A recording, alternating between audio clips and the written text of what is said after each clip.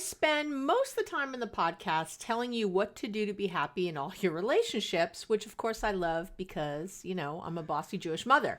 But today I'm flipping things around and sharing the top 7 habits I see all the time with clients and all over the place that are killing your relationship. And I say relationships because I'm going to talk about all kinds of relationships today.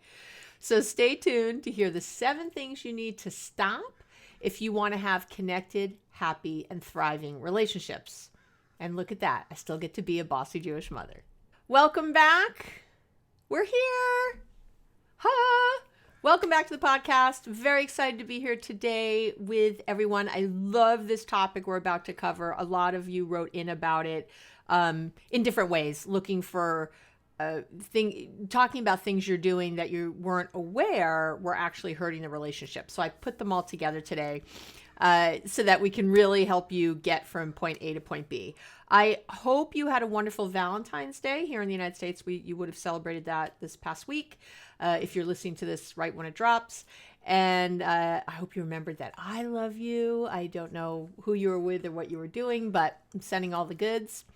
And want to just say again that I have all this wonderful merchandise on the website, and I'm offering 10% off until March 8th, 2022. I'm not sure when you're listening to this, but if you're listening before then, you can go to the website, go to the shop section, and you'll see all the merchandise. You can have a cool notebook that says self-meditated. And you could have a great mug that says addicted to hope. And you could have all kinds of really cool things. And the code is love it, all in capitals, LOVEIT. Love it. Love it, all one word, all capitals, for your 10% off until March 8th. You want to be a part of that. Okay. I know. I'm excited. I want to spread the love. So, and as I said earlier, today I'm going to mostly be focusing on romantic relationships because I think that's, just kind of easiest as I'm talking. But I want to tell you right now that these are habits that are hurting all your relationships. So even if you're single listening, you really want to keep listening, because everything I'm going to share today can be applied to, your relationship with your sister, your best friend, your boss, your father, whoever. It's really everywhere. So let's get to it without further ado. Unhealthy habit number 1 is not saying how you really feel about something. You make me crazy with this. This is one of the worst habits really you can have. I might be saying that about every one of these today, but when you don't say what you're really thinking or feeling about something, you end up feeling resentful, disappointed, hurt, and abandoned. Even though you're the one who abandoned yourself by not saying anything when you were supposed to. Every time you stuff a feeling or don't voice a thought, you're telling the other person you don't trust them. I know. You need to see it from that angle. That's what it is. You don't trust them enough to be vulnerable, to be honest.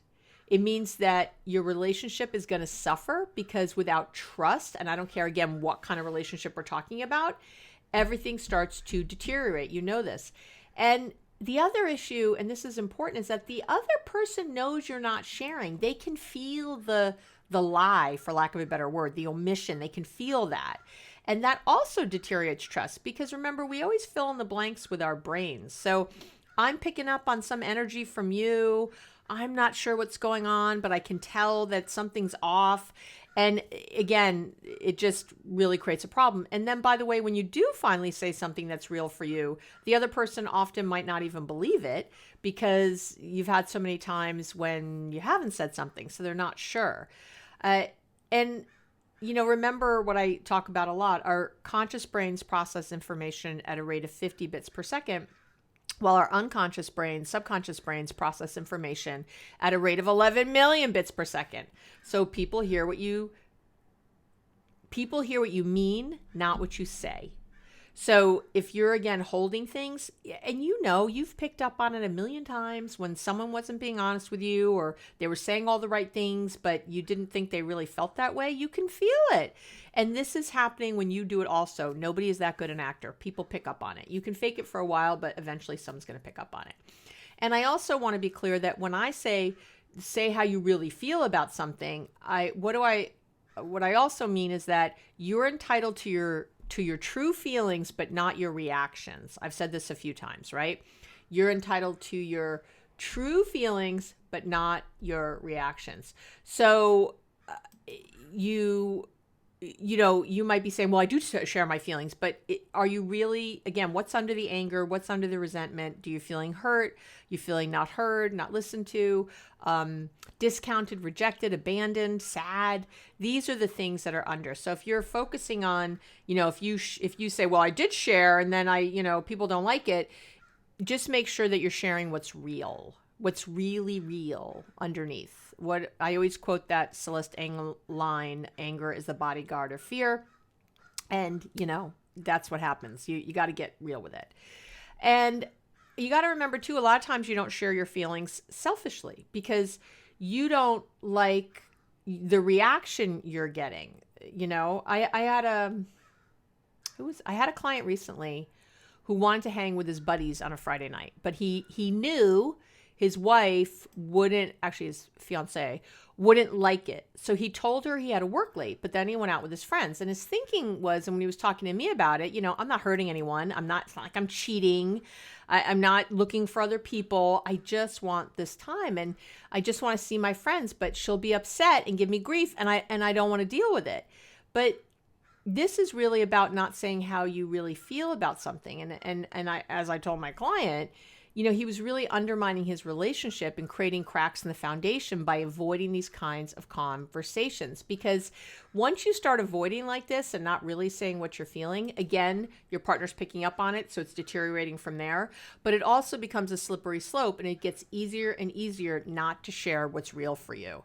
So you got to come out and you got to say what's really going on. Okay.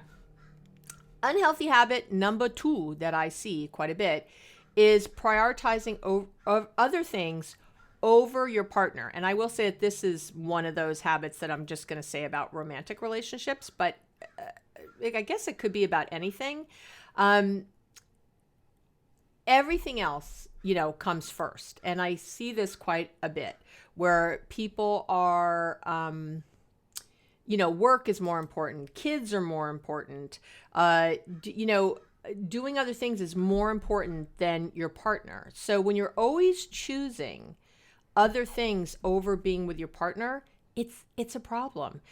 Or not just being with your partner, but of thinking of them first, of having them take priority in your life.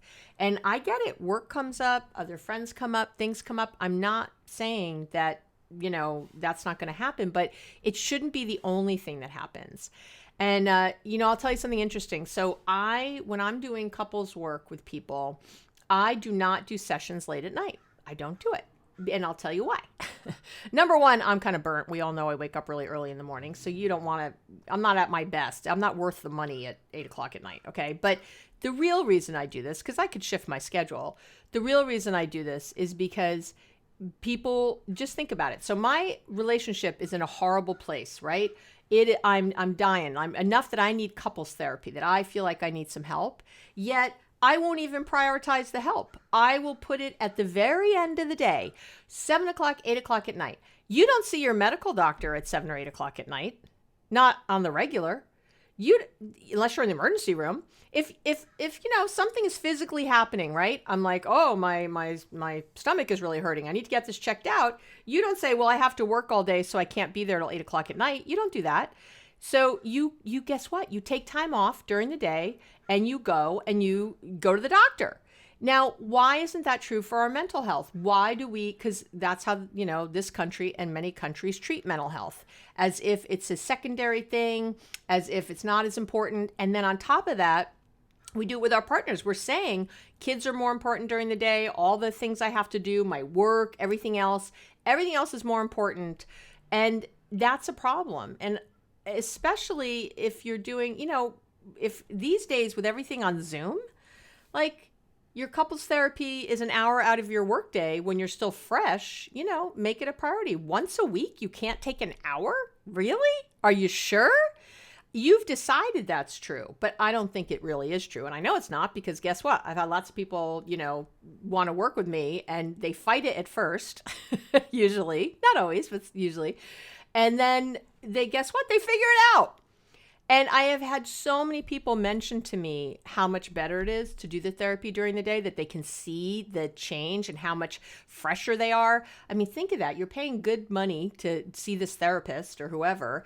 And again, if this is the most important thing in your world, but you're putting it last, after everything's done, it's like, when you don't prioritize sex in your relationship, and it's always at the very end of the night, only in bed after everything's done and checked off a list, it's a problem. So really think about when your partner asks for something, and think about what your responses have been. Are you prioritizing them day to day? And yeah, you can do it every day. You can do it every day. And if you're fighting me, I want, right now you're like, no, I can't, Abby. I know that's not your voice, because I love you, but you know what I'm saying. If you're fighting it, I want you to take a minute and think, why are you fighting what I'm saying so hard? Why, you wouldn't be fighting this so hard unless there was some truth in here that you had to deal with. So yeah, and don't be all dramatic. Well, I can't quit my job. Nobody asked you to quit your job. Take a break. Take a breath right now. I say with love. Come on now. Don't go all the way to the other side. Don't get nuts on me. But really think about, there's ways to prioritize during the day. It might just be that you call your partner during the day and tell them that you love them. It might be that you, set up your work day in a different way. It might be that you wake up earlier to get some stuff you need to get done for you, so that you have time and energy left later for your partner. There's a million ways you can do this that don't require, ridiculous acts of God. But you have to be thinking. I hear all the time, I will tell you this. If you're about to get divorced or break up with your person, you can't stop thinking about it. It is going to overtake your life. You think it's hard now? Try being separated, especially if you have kids. It's your whole life's going to blow up. So why aren't you putting this as a priority now? Our whole lives feel better when we feel connected and happy in our relationships. Our jobs are better. Our shitty jobs are made great when our home life is great. I will tell you that. I call that the Sandra Bullock effect. Remember, I don't know if you remember, many years ago when Sandra Bullock won the Oscar, at the same time, her home life was imploding. Her husband was like cheating on her, and they had all these things out in the press and everything else. And there is no doubt that she would have given back that Oscar 1,000 times over if her home life had been happy and wonderful and great and loving and just everything she needed. That is how we feel great at the end of the day. So make your relationship a priority. Okay. Unhealthy habit number 3, being on the opposite team. I talk about this all the time. I've got tons of podcast episodes on this, and competing and keeping score and what a problem that is. But I still see it all the time. It's your turn to put away the dishes. I took Sophie to baseball practice on Monday, so it's your turn to take Jack to, basketball on Tuesday. You spent this much money on something fun for yourself, so I'm going to spend this much money on something fun for myself. You went out with your friends the other night, so now I get a night where I'm off. We do this friggin' tit for tat crap all the time. You cannot be on the opposite side from your partner and expect fabulous things. It's not going to happen, because if we're on opposite teams, I don't want you to win. I want my team to win. Which means also that I am not going to be happy or supportive for your wins, because I'm going to see them as taking something from me. So everything has to be a we. If you have an issue with your partner, if your sex life sucks and you want more sex and they want less, that is not their problem. It is a we issue. It is something we have to work out.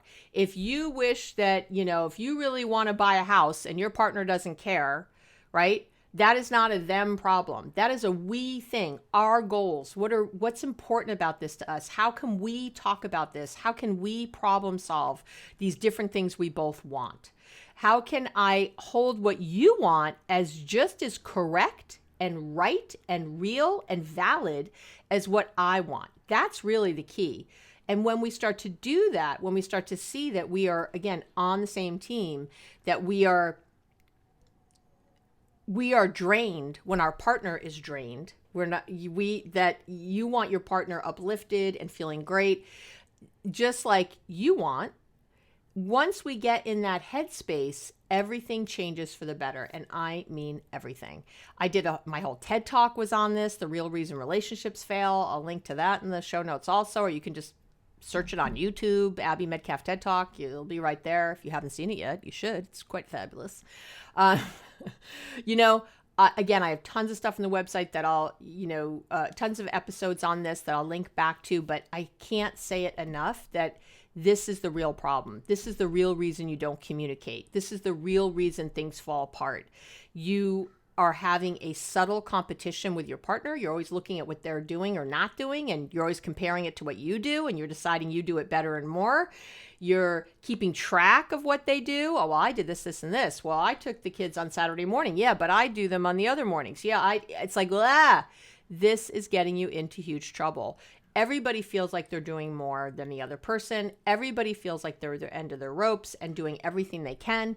So how do you, again, if things don't feel good, instead of looking to your partner to make them feel better, look to the two of you as a shared battery to figure something out. Okay? All right.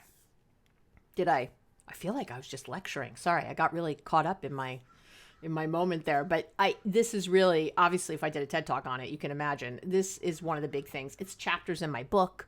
If you haven't got my book yet, highly recommend it. Be Happily Married, even if your partner won't do a thing. Amazon #1 bestseller. Give a little shout out. Yay, Abby, good job. So I am just saying that, you got to get to this. Okay. Unhealthy habit number 4. 1, 2, 3, 4. 1, 2, 3, 4. I don't know where I got diez. That's a different number. Number 4. All the Spanish speakers are like, shut up, Abby. What are you doing? Number 4, getting defensive when someone is giving you feedback. I did do a whole episode on how to listen without getting defensive and hurt. If you haven't listened to it yet, go listen. But let me give you a little 411 right now. If your partner, or really anyone, comes to you with an issue, you need to be mindful enough not to disagree, not to get defensive, and not to get angry. Your only response in the moment that you are getting feedback or someone is telling you something that's bothering them is to listen and really agree that the other person feels this way. You're not agreeing that they should feel this way. I get it. You think they're blowing it out of proportion. You think they're wrong. You think all the things. I don't care. I mean that you nod and hear them and really listen, because what they're saying is their truth. It's what's true for them. And we have to understand that. And I can't say this enough. So let me say this. The number one rule when you're getting feedback, or someone telling you something or bringing you something they'd like to see different or changed or they don't like, the number one thing you have to remember, if nothing else, is not to rebut what the other person is saying. That's what I see more than anything, all the friggin' time. When your immediate reaction is a rebuttal and telling them why they're wrong, you're missing the friggin' point. You're missing the whole point of why they're coming to you. If Gary comes to me and says he feels neglected in the relationship, right? That I'm not putting him as a priority. My response can't be, what are you, crazy? Well, let me show you all the way. This is what we usually do. We do the thing I just said, the competition, the keeping score. We list all the reasons why they are crazy to think this.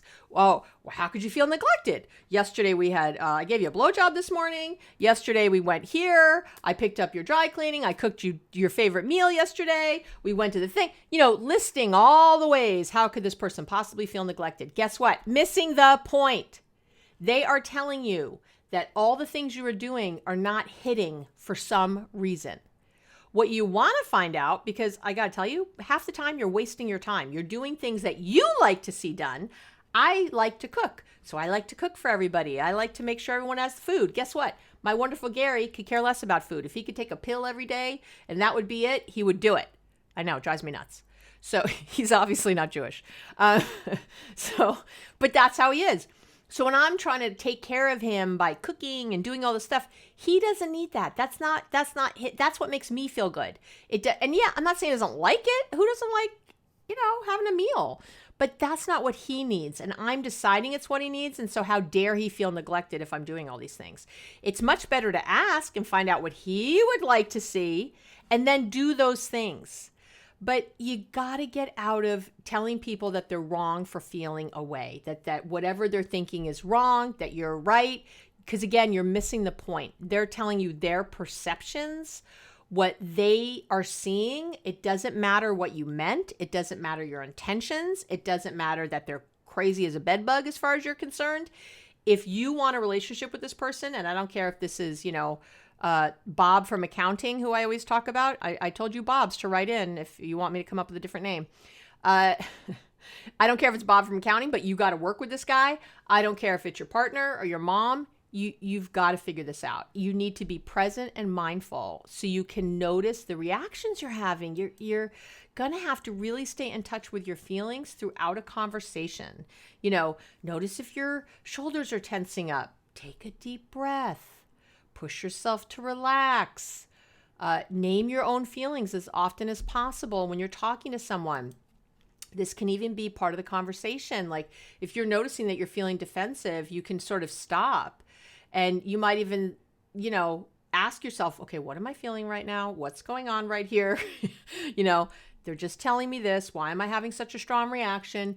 You can stop the conversation and ask the other person, like, how are you feeling right now as you're telling me this? And really get real on what everyone's feeling in a moment. Because likely someone, you or them, are having a fear-based emotion. Could be some resentment, some hopelessness, defensiveness, whatever. When you take a moment and bring yourself back to center, that's when you can stop being defensive in that moment. I have like a little mantra I say in my head sometimes when I'm, if Gary's coming at me with something and I'm like, because what happens in our heads? Oh my God, he's going to leave me. I was wrong and bad. I'm a terrible human. I don't want to be a terrible human. I'm going to be embarrassed. I'm going to feel weird. I'm going to be uncomfortable. Yeah. It's to remind ourselves, so my little mantra is there's nothing scary here. We're going to work this out. That's what I say to myself all the time. We have been working things out for years. We will work this out too. It's okay. There's nothing scary here. There's nothing scary here. There's nothing for me to fear. For me, that helps me tremendously to sort of calm down, take a moment, and not be reacting in that moment.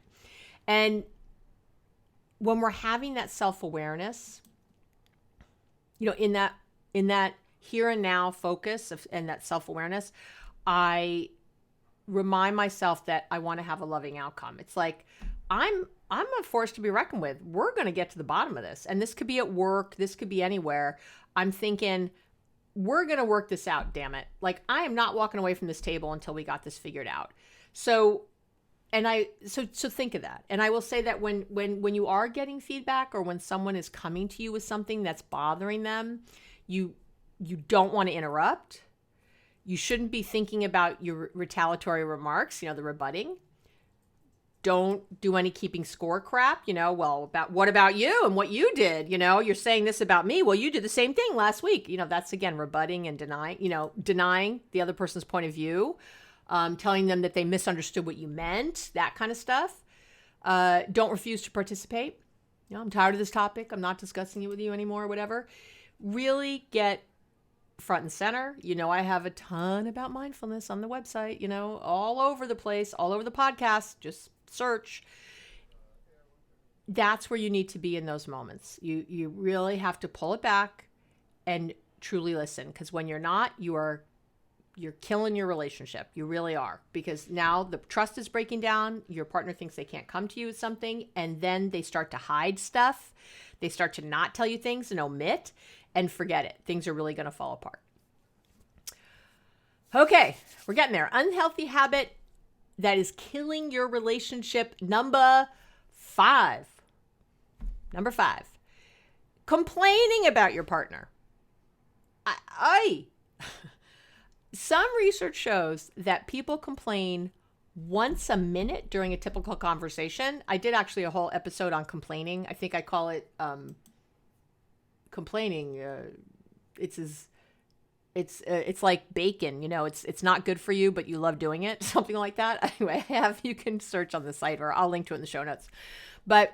And that's where the research is about that. But if you're not happy in your relationship, complaining can become a really nasty habit. That's what happens. And it's absolutely hurting, killing, destroying your relationship, because complaining, like any other activity that you do over and over, it activates neurons in the brain and trains them to remember this pattern. We call it, what fires together, wires together.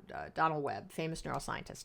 So the complainer, if you're complaining, you're teaching your brain to fire the same mental pattern every time you complain.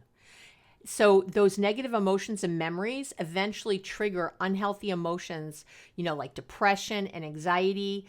And when you repeatedly complain about something, she's always nagging me. How can he not see how dirty the floor is?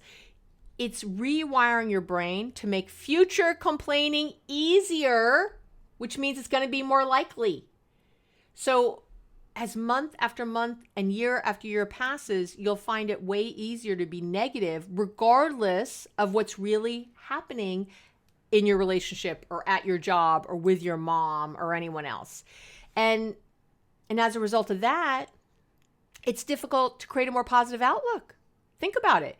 You're just getting yourself stuck in a negative loop of emotions and attitudes about your life. It's cancer.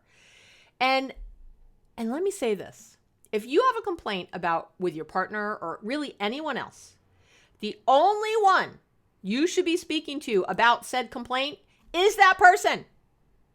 Maybe your therapist. I would even give you one very best friend confidant, but that's it. That is it. When you complain to 10 different people about your partner or Jessica at work, look, Bob, I left you off the hook. You'll get 10 different opinions about it, right?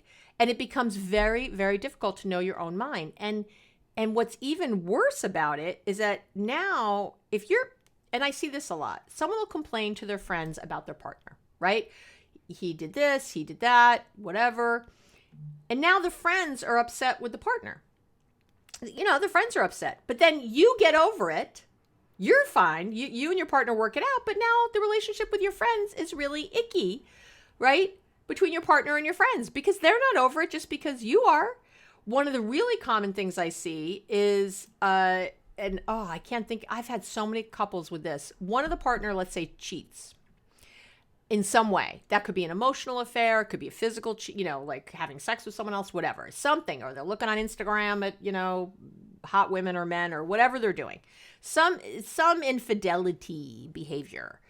And they tell everybody about it because they want everyone on their side. They're so mad at their partner. They want everyone on their side. They want everyone to say what a piece of shit their partner is, right? And, oh, he's the worst. You might do this at work about somebody, any of the things, okay? And what happens, of course, is that, let's say in the relationship, then I've had these couples where they make up with their partner. They come to therapy. Maybe that's how I met them. They work it out. They, see what's going on. They actually have a better relationship than ever. But guess what? Your parents haven't forgiven your partner. Your best friends didn't forgive your partner. Do you see what happens? Then you are left with all these unhealthy, icky relationships now, and you're judged. People are like, how could you ever stay with, some people think, and people think this a lot, and if you do, please stop. If my partner ever cheated on me, I'd leave. You don't know. And I say this with all love in my heart, but you don't know what you would do until that situation presents itself. And even if you have left a partner in the past who cheated on you, you might not leave a future one because that relationship might be different. You might have kids with this one. There might be a million ways that cheating happened that now it's on a blurry line and you're not sure if you want to call that cheating anymore. There's a million things, we get very lovely and judgmental, which I don't like, when this happens and we think poorly. And so now you've told everyone that your partner cheated and now they're all on you about it. Oh, why could you make up with him? That's crazy. I think you're nuts. He's going to do it again. Leopards don't change their spots. I hate that. Of course they do. Of course they friggin' do. It's what I do for a living. I watch people change their spots all the time. I change my spots. I'm not a homeless drug addict. I don't lie as easily as I talk. I don't do all the horrible things I used to do when I was using drugs. We can change. People can change. I'm in the business of it. So I see it all the time. You don't have to be a drug addict to change. I mean, in all kinds of ways. So don't tell me that crap. So stop telling everyone about it. And if you start talking and complaining about someone at work, and then you have to work with that person again, and all the other people in the room know that you've been trash talking Jessica, in the office, first of all, Jessica's going to find out, and now she's going to feel uncomfortable with you, and it's going to impair your relationship, and it's just all in the way. It's all in the way. Everyone's uncomfortable. Everyone knows these things. People are tittering. Ugh, it's just a friggin' mess. So stop complaining. Stop complaining. Focus on what you do want. Talk to a therapist, talk to one person, and problem solve, but the complaining needs to stop. It's killing you. It's not good for you. Cut it out. I say with love. Okay. Unhealthy habit number 6 is not trusting them. I see this all the time, not trusting them. Your insecurity is lying to you, and it will sabotage your job, your relationship. What have I seen more than anything? Someone who is so sure that their partner is cheating on them, right? They're so worried about it, so they're constantly checking up on them. The constant scrutiny causes fights, and they end up breaking up or having these huge, horrible fights because of the scrutiny, not because they were cheating. So, or if you're so jealous of the person, you were talking to that guy, you're talking to that woman, and you're so jealous, and that's creating problems, which again is the insecurity and not trusting them, is creating the problems. So, and then that person probably will break up with you and look for love somewhere else because you're so unbearable. It's so exhausting to be in a relationship with someone who doesn't trust you. And again, if you just are that broken on some level, then I need you to go do some therapy and deal with that before taking it out on other people. Like, seriously, I say with love, come on, guys. I have a whole podcast episode on how to stop being jealous. I have a whole one on how to stop being insecure in your relationship. Like, it's all there. But when we get into this distrust all the time, and we're always looking and tracking where they are, or asking for passwords to social media and phones and emails, it's out. Instead, put all that energy into making the relationship great. Put it into taking responsibility for your side of the street. All that time you just spent, setting up a fake Instagram profile and tracking everything they're doing on Instagram, or the fight you had to have about all their passwords. You could have just been in therapy for that hour, feeling much better, by the way. And it doesn't prove anything. You're like, what are you trying to, it's like you're trying to prove somehow that they're doing something wrong. And you will figure it out somehow. Trust me, that's what'll happen. There's something bad will show up, and you will be so sure you're right about it, and it's probably not as bad as you think. But this is what happens when you're so caught up.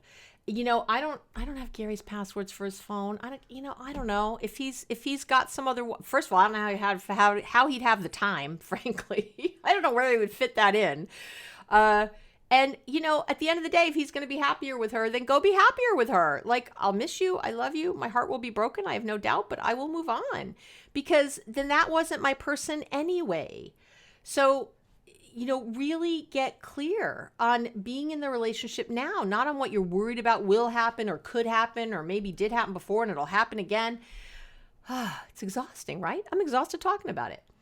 Another way distrust shows up is not believing your partner when they say that they love you, or that you look beautiful, or that you do a great job. Not believing your boss when they're saying you're doing well.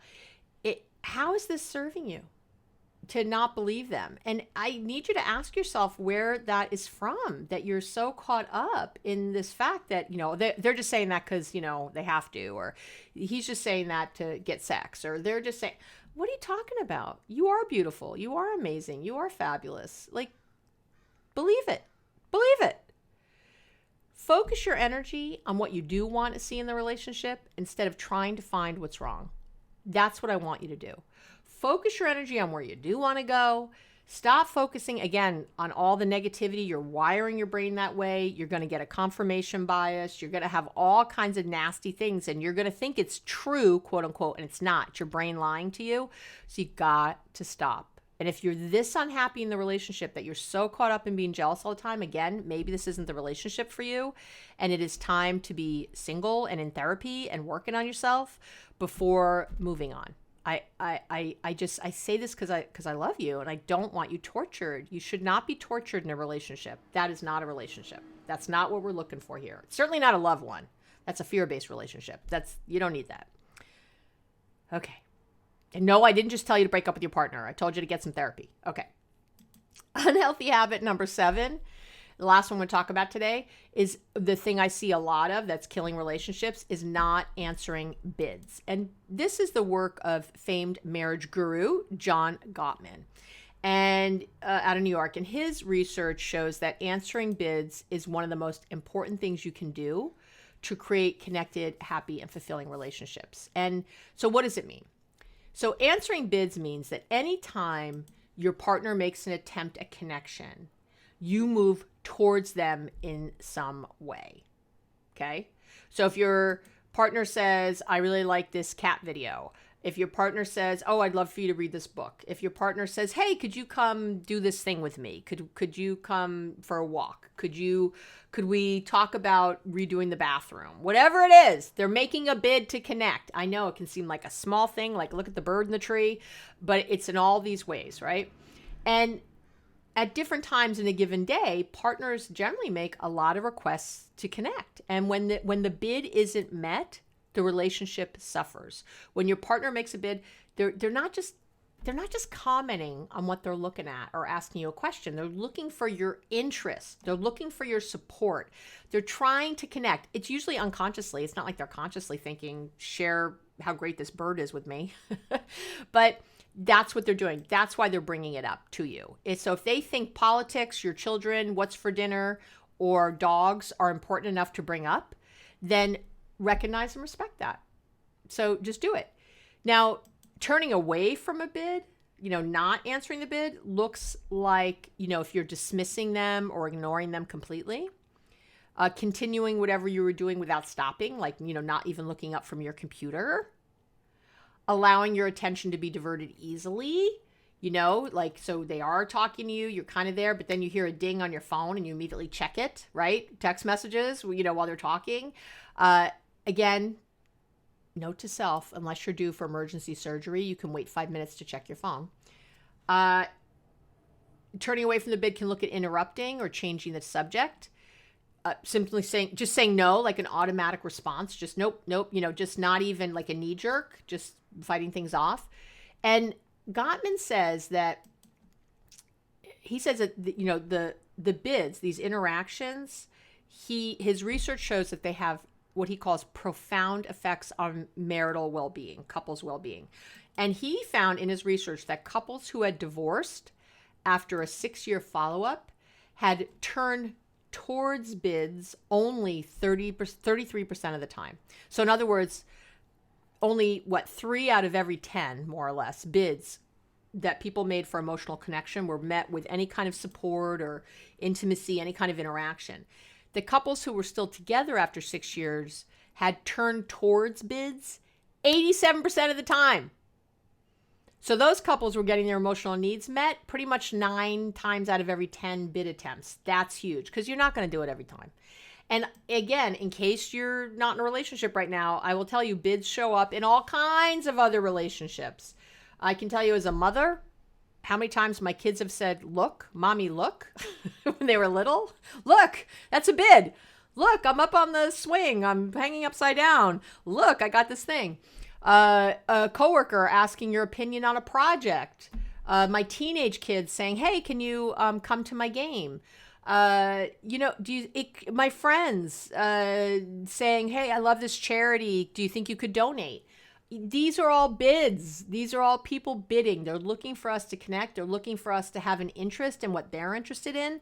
And I'm not saying you have to say yes 100% of the time. You do not. There are times when I do have to do my work, but I will say something like, you know what, let me just finish this email, or let me just finish this thing. And then I really want to hear what you're talking about. Or, or give me a second to just, take this pot off the stove, and then let me give you my full attention. You can do that. It's okay. You can do it. Do I do it 100% of the time? Of course not. I'm human. Sometimes it's like, you know what? Can we talk about that later? I've got to finish what I'm doing, or have some momentum going with what I'm doing. But in general, that is really the way to be. And I always tell people a great tip here is to make a commitment to say yes to whatever your partner asks for the next week. It's a really great way to know that you're answering bids all the time. Whenever they ask for the next week, just go, yep. Going for a walk? Uh-huh. Look at the cat video? Uh-huh. Taste this sauce I just made? Uh-huh. Help me make plans for vacation? Uh-huh.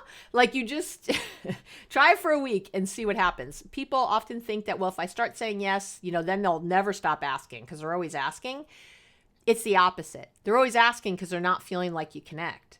Once you start connecting and it really starts rolling, people feel more secure, and you can really start to now have some breathing room in the relationship.